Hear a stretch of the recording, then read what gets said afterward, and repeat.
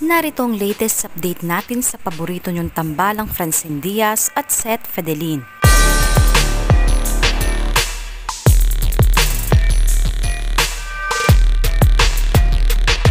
Umulan ng pagbati ngayong araw kay Francine Diaz dahil siya ang nanalo bilang cover of the year ng Village People magazine.